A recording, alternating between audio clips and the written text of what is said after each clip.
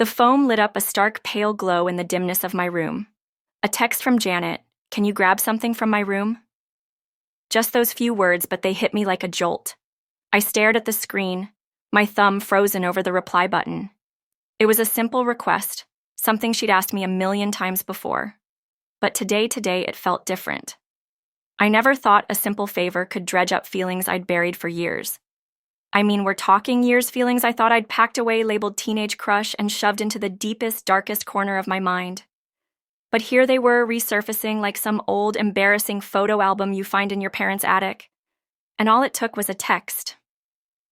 My gaze drifted around my room, a mess of half-unpacked boxes and forgotten projects. It was a perfect reflection of my life right now, disorganized, directionless, graduated college, back at my parents' place, no real job, no real plans, just existing. I sighed, the sound lost in the quiet hum of the air conditioner. It's weird how a memory can just ambush you like a movie reel suddenly starting up in your head. The scene shifted, a hazy, almost dreamlike transition. I was 15 at a family barbecue.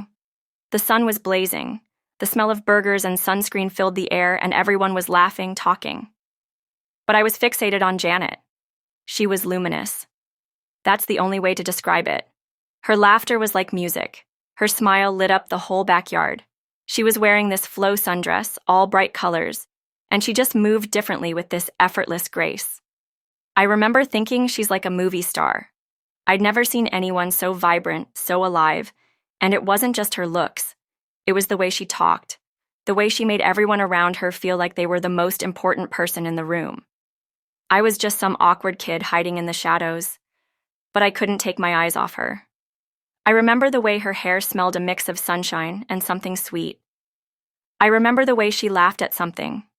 My dad said a genuine warm laugh that made my heart do this weird little flip. I remember the way she looked right at me for just a second, and I froze like a deer in headlights. I was just a kid with a stupid crush, but it wasn't. Just a crush, was it? It was something more. Something I didn't understand, something I buried deep down because it was wrong, because she was my aunt, because she was married to my uncle. Back in my room. I rubbed my eyes trying to shake off the memory. It was just a text. I told myself just a simple favor, but the knot in my stomach told a different story. Emily was probably wondering where I was, and I should probably be looking for a job online or something, but I couldn't move. I couldn't shake the feeling that something was about to change. I knew I shouldn't go. I knew I should just ignore the text, pretend I never saw it, but I couldn't. Something was pulling me, something I couldn't explain. And I knew deep down that this simple request was about to make everything a whole lot more complicated. Peter's voiceover, it wasn't just that one barbecue. It was a feeling that stuck like a shadow that followed me even when I tried to outrun it. Janet was always there, a constant. Birthdays, holidays, those endless family gatherings, and she always had this way about her. This warmth, like she was shining a light just on me, even when I felt like everyone else was looking right through me. A little joke, a quick touch on the arm. The "you're growing up so fast." Peter. Small things, but they meant everything. It was weird watching her life from the outside. The big house, the successful husband, the perfect smile. It was like she was living a life I could only dream of while I was stuck in my own little rut. I started noticing things. The way she and Mark barely talked. The way they'd sit on opposite sides of the room like they were strangers, not fighting, just distant, like something had gone cold. And then there was Emily, good girl, really focused, driven. But it was like we were on different planets. She talked about work, about her career, and I just listened. Feeling like I was disappearing, like I was becoming invisible. I tried talking to David, my best friend, but he didn't get it. He'd just shrug, tell me to man up or focus on what's important. He didn't see what I saw, he didn't feel what I felt. And Janet, she kept asking for these little favors. Can you fix this? Can you move that? Can you grab this from my room every time? It was like a little jolt, a reminder, a test, maybe of both of us. A dangerous game. And I was starting to realize I didn't know the rules. I was caught in this stupid tangled web of desire and guilt, wondering if I was imagining things or if she was playing along, And I knew deep down that this wasn't just some harmless crush. This was something else, something that was about to blow everything apart. The heat outside was a tangible thing, a heavy blanket pressing down on everything. Janet, in that vibrant blue swimsuit, was a splash of color against the pale concrete of the pool deck. She was laughing her voice of familiar melody, but it felt distant, like it was coming from another room, and then she turned to me, her eyes locking onto mine. "Peter, honey, could you grab my sunscreen? It's on my dresser in my room." The words were casual, almost an afterthought, but they sent a jolt of electricity through me. My heart started hammering against my ribs, a frantic rhythm that threatened to drown out everything else. I nodded, trying to appear nonchalant, but my hands were clammy. I walked towards the house, each step feeling heavy, deliberate, like I was walking a tightrope. Her room. It was always a forbidden space, a place I'd only glimpsed from the hallway. Now I was inside, breathing in the scent of her. It was a mix of vanilla and something floral, something uniquely Janet. The air was thick with her presence. Everything was meticulously arranged, a testament to her meticulous nature. The delicate jewelry box on her dresser, the framed photos of her family, the soft plush throw pillows on her bed. It was intimate, personal. I felt like an intruder, like I was violating some unspoken boundary. I found myself lingering, my eyes drawn to her dresser, a dark polished wood that seemed to hold secrets. The top was a chaotic mix of lotions, perfumes, and hair accessories, but it was the drawers that held my attention. I knew what lay within. Intimate items, things I had no right to see, no right to even imagine. I told myself I was just looking for the sunscreen. It was a simple task, but my hands were trembling as I reached for the top drawer, my fingers brushing against the cool metal handle. I pulled it open just to crack, a sliver of light revealing a world of silken lace, colors that were vibrant, almost electric. I saw a lacy bra, a pair of delicate panties, a silk scarf that shimmered in the dim light. I slammed the drawer, shut a wave of guilt washing over me, followed by a surge of something else, something forbidden, something intoxicating. I grabbed the sunscreen, wanting to escape, to erase the image from my mind. But then I heard a sound, a soft click like the door opening. I spun around, my heart pounding in my ears, and there she was, Janet, standing in the doorway. She must have come in for something else. Maybe she forgot her sunglasses or her phone. I don't know, but there she was, her eyes, locking onto mine. The world seemed to slow down, to freeze. It was like all those years of unspoken desires, all those buried feelings were suddenly exposed, hanging in the air between us. I couldn't look away. Her eyes were intense, searching, almost knowing, like she could see right through me into the deepest recesses of my mind, like she knew exactly what I was thinking, what I was feeling. It was a silent conversation, a language spoken only with our eyes. The silence stretched thick and heavy, punctuated only by the distant sounds of the pool. It felt like an eternity, but it was probably only a few seconds. Then she smiled, not her usual warm, friendly smile. This was different, subtle, almost secretive, and she brushed a faint pink flush that crept up her cheeks. It was a blush that spoke volumes, a silent acknowledgement of the unspoken tension between us. I didn't know what to say. I didn't know what to do. I just stood there, frozen, caught in the headlights of her gaze. Confused, exhilarated, terrified. Just then, Lisa walked by the room. Janet's daughter, my cousin. She glanced in and her eyes widened slightly. She looked from me to Janet and then back again, her gaze lingering on Janet's flushed cheeks. I could see the questions forming in her eyes, the suspicion flickering in her gaze. She'd noticed something. Something was off, and I knew in that moment that the game we were playing had just taken a dangerous turn, that the fragile balance we'd maintained was about to shatter, that the secrets we were keeping were about to be exposed the moment Janet left the room. It was like a dam broke inside me, a flood of emotions all crashing together. Guilt, mainly guilt towards Emily, who deserved better than a boyfriend, obsessed with his aunt. Guilt towards Mark, who was always nice to me, oblivious to the storm brewing in his own house. But there was also excitement, a strange, twisted excitement at the way Janet had looked at me. The way she brushed it was like a secret language, a silent acknowledgement of something forbidden. And then there was the confusion. Was I imagining things? Was I reading too much into a simple glance, a fleeting smile? Janet's behavior became a puzzle I couldn't solve 1 minute. She'd be distant, almost cold, avoiding eye contact, barely speaking to me the next. She'd be unusually attentive, asking about my day, touching my arm as she passed, her voice a little too soft, a little too close. It was like she was playing a game, testing me, or maybe testing herself. I'd find myself analyzing every word, every gesture, trying to decipher her true intentions. Was she flirting? Was she warning me off? Was she just being nice? I had no idea. Interactions with Mark became excruciating. The small talk felt loaded, every casual question, a potential trap. I'd find myself watching him, searching for any sign that he suspected something, anything. But he seemed completely oblivious. His focus always on work, on the latest project, on anything but Janet.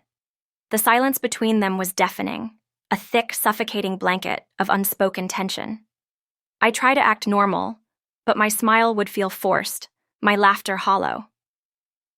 Emily noticed the change in me immediately. I was distracted, irritable, lost in my own head. We'd argue about stupid things, small misunderstandings that escalated into full-blown fights. She accused me of being distant, of not caring, and she was right. In a way, my mind was consumed by Janet, by the what-ifs and the Mables, leaving no room for anyone else. The emotional distance between Emily and I grew a chasm that widened with every passing day. Then there were the texts, cryptic messages from Janet late at night, thinking of you or hope you're having a good day. Seemingly innocent, but they felt loaded, like they were coded messages meant only for my eyes. I'd spend hours trying to decipher them, reading between the lines, searching for hidden meanings. It was like she was throwing me a lifeline, or maybe just dangling a hook, teasing me with the possibility of something more. Every interaction with Janet became a minefield, a casual conversation about the weather, a shared laugh over a family joke, a simple, "How are you?" All of it was analyzed, dissected, and replayed. In my mind, I was obsessed, consumed by her. I'd find myself watching her, studying her every move, searching for clues, for signs. It was exhausting, exhilarating, and terrifying all at once. Lisa, too, had changed. She was quieter, more observant. She'd watch me and Janet with a knowing look in her eyes, a look that made me feel exposed, vulnerable. She'd ask me seemingly innocent questions, probing for information, testing my reactions, and Janet, she was watching Lisa. Her eyes would dart towards her daughter, a flicker of concern, a flash of anxiety. It was like a silent battle was being waged, a battle for control, for secrets, for the truth. The house felt different, charged with an unspoken energy. Every room, every hallway held the potential for a confrontation, a revelation, a disaster. I was trapped in a web of my own making, caught between desire and guilt, between fantasy and reality. And I knew deep down that something had to give, that the secrets we were keeping couldn't stay buried forever. Janet asked me to help her organize her closet. "Just a few boxes," she said, with that casual tone that always sent a shiver down my spine. I went up to her room, the familiar scent of her perfume filling my senses. The closet was a mess, overflowing with clothes, shoes, and forgotten items. I started sorting through the boxes, trying to focus on the task at hand, but my mind was racing. Every rustle of fabric, every creak of the floorboards felt like a potential revelation. I was searching, even if I didn't consciously realize it, searching for something that would make sense of everything. In the back of a dusty box tucked beneath a pile of old scarves, I found an old phone. One of those flip phones from years ago, the kind everyone had before smartphones took over. I hesitated. Then curiosity got the better of me. I turned it on, and after a few tries, the screen flickered to life. The text messages were there, 100 of them from a number I didn't recognize. They were passionate, intense, filled with longing and desire. "I can't stop thinking about you. I miss you so much. When can we see each other again? It wasn't just flirtation. It was an affair, or at least it seemed like one. It was raw and real and completely unexpected. I scroll through the messages, my heart pounding in my ears. I felt like I was invading her privacy, but I couldn't stop myself.